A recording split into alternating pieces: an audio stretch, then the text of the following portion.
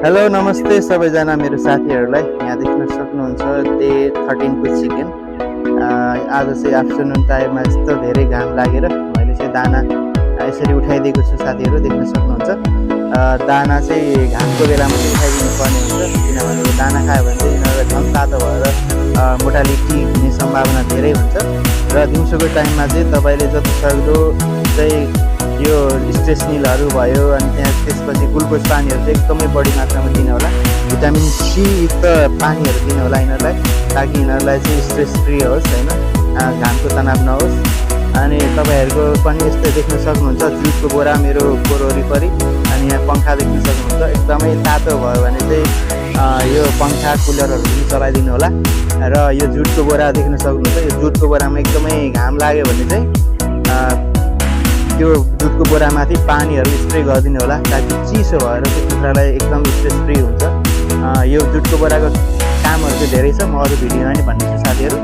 यो चाहिँ एकदमै छोटो भिडियो र आजको आफ्टरनुन टाइमको भिडियो हो। आजको टेम्परेचर चाहिँ कति रहेछ भनेदेखि यहाँ टेम्परेचर मेरो यहाँ देख्न सक्नुहुन्छ। र जति पनि पोल्ट्री गर्नुहुन्छ साथीहरू यो टेम्परेचर चाहिँ लिनु होला, टेम्परेचर थर्मोमिटर लिनु होला, किनभने आजको टेम्परेचर भनेको 36 डिग्री सेल्सियस रहेछ। त्यो भएर कुखुरा अहिले देख्न सक्नुहुन्छ एकदम मुख बाहिर आएको छ। ठुलो कुखुरालाई चाहिँ यदि 36 मा त एकदमै चिसो पार्नुपर्छ, यो फ्यानहरू चलाउने अनि कुलरहरू चलाइदिने गर्नुपर्छ। यो बच्चाहरूलाई खासै गाह्रो त हुँदैन, त्यही पनि सावधानी चाहिँ अपनाउनुपर्छ साथीहरू। यस्तै गरी गर्नु होला म्यानेजमेन्ट।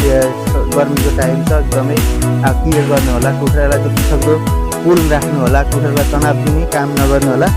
यिनीहरूलाई एकदमै चिसो एकदमै रमाइलोसँग चाहिँ यिनीहरूलाई पर्छोस् दिउँसोको टाइममा।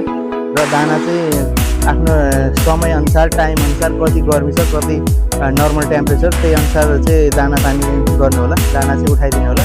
अब टेम्परेचर डाउन भयो, घाम डुब्न आँटेपछि चाहिँ तपाईँले दाना तल झार्न सक्नुहुन्छ। र भनेको आज चाहिँ 13 डेज, भोलि 14 डेजको भ्याक्सिन आउने हो, सेकेन्ड डोज भ्याक्सिन, गम्माराको भ्याक्सिन।